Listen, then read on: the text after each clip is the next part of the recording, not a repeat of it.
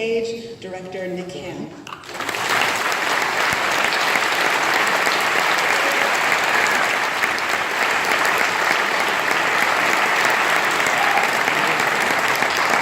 Hi. Thank you very much. I hope you enjoyed that. Would you like me to introduce the cast? Okay. I think Jason's back there somewhere. Jason, come on. Jason's Vegas. Judy Greer. Isabel. And Lee Pace. And I think Erin's back there somewhere. Erin, there she is. There you go. So much. We're so pleased to be here. Is Corey here? I think Corey's at the other premiere tonight. He's a very busy actor, Corey. He's in space. So many movies. He's in space. Okay, let's open it up for questions. Yes, over there. This is for Nick Ham. So how much of John DeLorean do you see in Elon Musk? Yeah, I heard the question. Look, DeLorean was the first CEO who branded himself along with his product. All right, so he told you you can have the parties, you can have the girls, you can have the lifestyle, you can have everything, and buy my car, and you can be me. And how many CEOs in the last, 30 years have done that? Branson? Gates, Jobs, Musk. Are we in the zeitgeist of the flashy CEO? I don't know. But I would like to think that John was a passionate, creative, powerful force, and I would like to believe that Musk is the same person. And I hope he is. Yes, in the back. I guess kind of a dual question. Question is for Lee and the director. John DeLorean is known as somewhat of an eccentric, but how much of that is your direction or from archival kind of records about who he was? Well, John really put himself out there, and he enjoyed media, but I did so much work on watching him, and you hear so many different stories about who he was, from the people who knew him, from the way he presented himself, and the people who he did business with, and I felt like it gave me a lot of kind of freedom to in this home in Palma Valley to kind of take the mask off and have a good time with playing who he is with his family and with this man he's discovering a good friend in, But I think he is eccentric, and that's I think part of the magic about him, Look, isn't it extraordinary what he did? Let's start there. I mean, Lee is 12 years old. He walked onto that set the very first day with his wig and his gait and his clothes and his demeanor, and all of us just went, wow, this guy is it, and we felt a tingle up our spine, and I hope you did too. Well, there was almost a chin there for a while too. We had this We worked really hard trying to make a fake chin work. Yeah, we employed these rather inept people to make a chin, and it didn't work, and then we abandoned it, and Lee became the part without the chin, which I think he did rather well.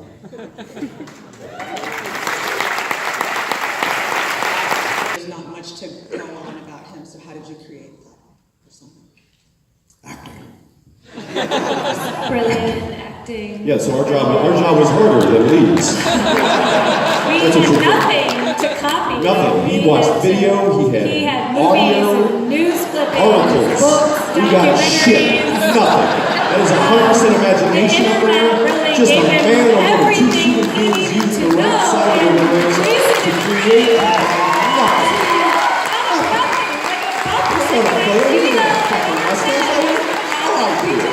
We did that. How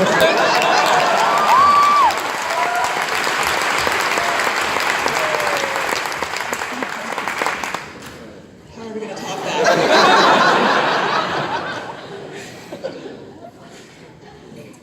Next. Somebody that's based in real life, or do you prefer creating your own characters? I for like 8 years played famous people quite a bit. I don't know how well, or anything, but You did good.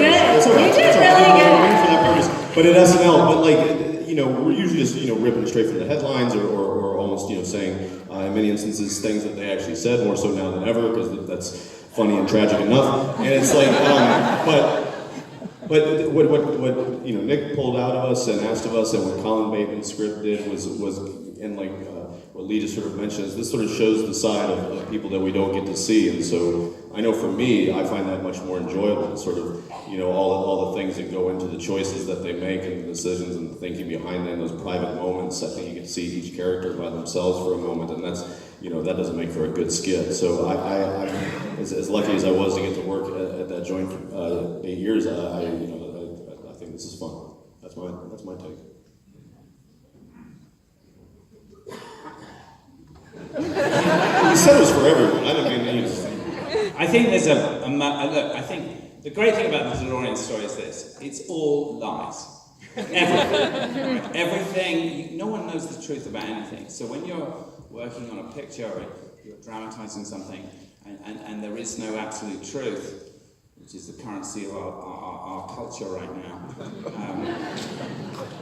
You kind of can navigate those waters between fiction and truth and make something rather wonderful. And that's where dramatists and filmmakers and actors enjoy themselves most. If we had to report accuracy, we're documentarians. If we have to report fiction, we're dramatists, and that's where we are.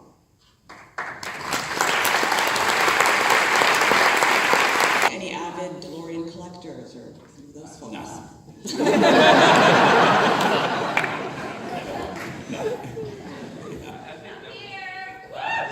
I'm wondering if you want to stage the DeLorean that was being jumped out the front by a taxi. What happened? There was a DeLorean parked out the front that was getting a battery jump from a taxi. Need we say more? You're asking if that's real. I'm wondering if you staged that. We brought the DeLorean. Yeah, we did stage that, yeah. Not the battery. Not the battery, but I promise you we didn't bring the battery, but we brought the DeLorean, and the fact that it's got jump-started is incredible. The only other way to do it is with lightning. So yeah.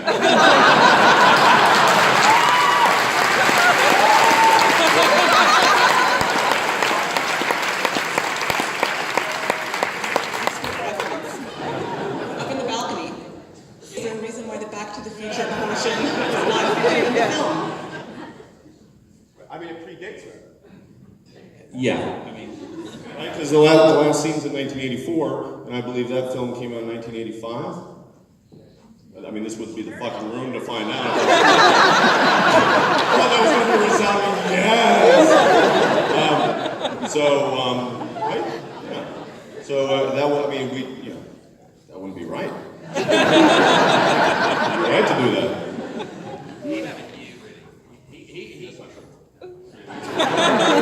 You've been saying that wrong all weekend, and I'm not going to let you say it in front of this nice group of people. You thought John DeLorean died in like 86. Died in 2006.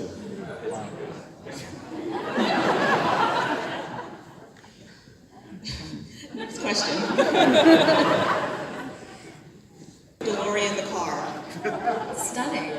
It's a beautiful car. Yeah. I mean, it's a bit style over substance, in my opinion. But it's beautiful. Aesthetically. Over substance, she said.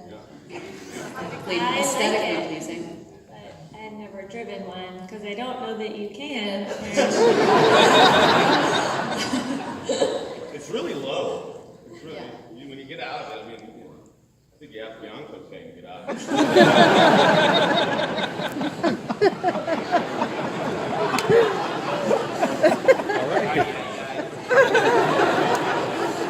Period piece. It's from the Reagan era. How did you go about recreating that moment? And are we supposed to draw an analogy from that moment to this one. Yeah, I guess, look, there's a level at which DeLorean was the kind of expert at making himself the center of attention, and maybe we live in a kind of culture in which people do that, our politicians do that, to not great effect, and maybe we're sort of spinning a tale as kind of filmmakers and actors and artists that is very small in that arena, but I guess that's where we are. I mean, our culture around us now is one of, to a certain extent, how do you decipher the truth? How do you pinpoint what's morally accurate and what actually is information and what isn't? And what is interesting about looking at history is that you go back and you reanalyze history and you look at it from a point of view, and you're not subjective about it. And so I think that when people look at our history, maybe they'll look at it in the way that we looked at that history, which is, my God, really? They did that? They believed that? They fell for that? And I guess in a small way, that's what we were doing in the movie. There's a kind of an observation about the way people peddle falsehoods. I think we have time for one or two more questions. Great cast, and how did everybody come to this project? I see no one else available. I see. Everyone was absolutely booked. Yeah, literally, everyone's booked. You said Judy was the best? Say that again. Judy was the best, right? Yeah. She loves that. She made us all do that every day. I'm the best. I mean, look, I adore working with them. They're a great bunch, and they managed to make truth real and comedy accurate, and they made our lives a pleasant an experience, and they told and wove a great tale. And what else can you ask of actors?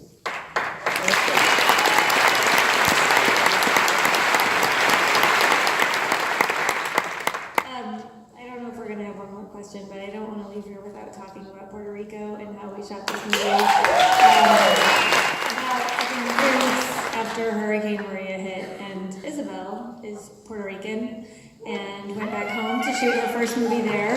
Weeks after this hurricane hit, and it would be really hard to leave here without talking about that. And we're so thankful for our crew and for our opportunity to go back and finish this film that we started before the hurricane.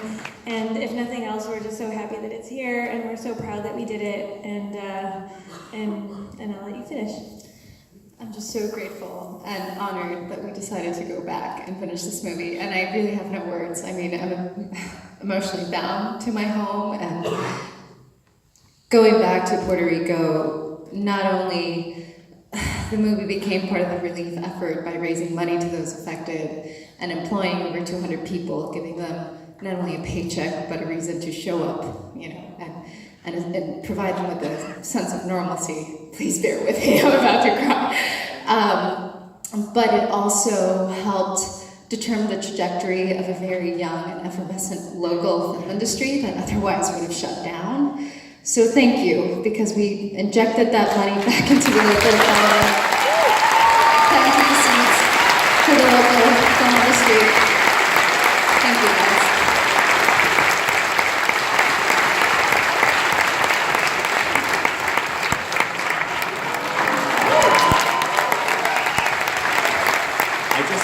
In context, so that everyone is clear about what happened. We started filming, and we filmed for 5 days, and then we were shut down, and we were all told to leave the island, because we shot it on Puerto Rico for many reasons: the architecture, the producers, the wonderful place it was, the crews, and we were all told to leave. All of us, we all had to evacuate, because our insurance and all the European American crew were all told to go. And then Maria hit, and Maria was the size of Germany. So when we look at this stuff in climate change right now, that wasn't 10 miles apart. That wasn't a thunderstorm. That's half the size of Europe, the hurricane. And all of us took a decision when we went back to the island Do we take away resources from the people who need it, or do we go back and provide an infrastructure and a way forward, if you like, for an industry that can pump money into the island itself? And we took that decision, and our local crew really wanted us to do that. And so for us, it was an act of faith, and it was an act of belief in what we thought we had a great movie. And it was also a belief in the fact that, you know what, this is real climate change. This is happening. You have to be under a stone or completely stupid to not think that it's going on.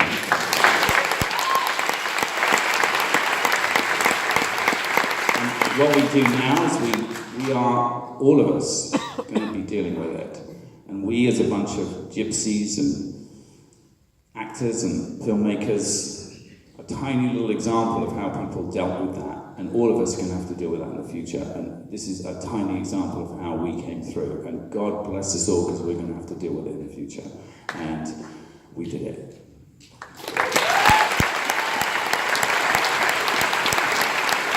Thank you for bringing that context to this project, and thank you for bringing this smart and funny movie to TIFF. We loved it.